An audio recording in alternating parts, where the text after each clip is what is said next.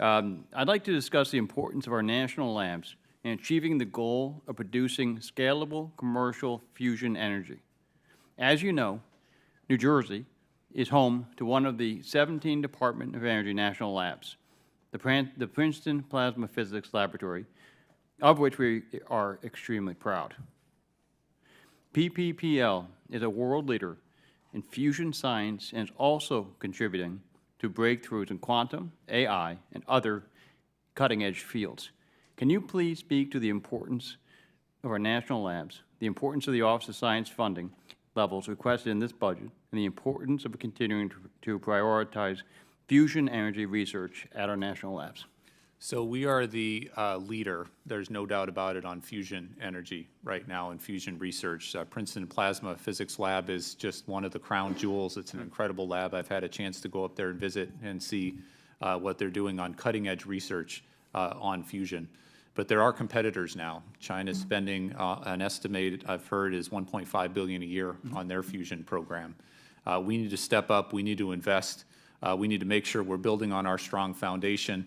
But just as the chairman, the ranking member, yourself, we need to focus on the kinds of investments, the volume of investments that we need to take all this research that we've done literally for decades, work with the private sector. We've had over $6 billion of private sector investment. The vast majority of that is here in the U.S.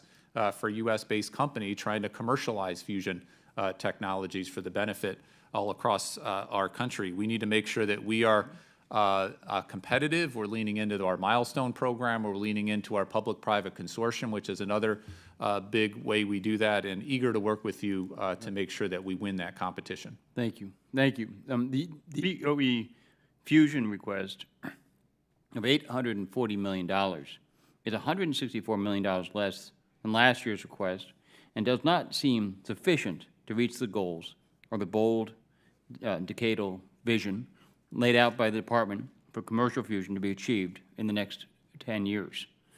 Deputy Secretary, can you please explain this discrepancy on whether the administration did not request enough, or do you not feel that the plan is not accurate? Yeah, so let me just say that level of funding is not sufficient. That level of funding is what we could afford in a very constrained budget environment. In FY24, when we put forward a $1 billion request, unfortunately, Congress was only able to provide $790 billion of funding in FY24. Our 25 request is significantly up from that. But if you're asking if we collectively are spending enough on fusion, the answer is no. We need to spend more on fusion. Can you explain how new DOE fusion programs, like the Fusion Innovation Research Engine Collaboratives or the Milestone Program, can support such place-based development? Yeah, so these are very innovative. I feel incredibly proud of what we've done on the FIRE collaboratives, on the milestone programs. We've now reached agreement with all 8 companies that are part of the milestone programs on the IP arrangement along those lines.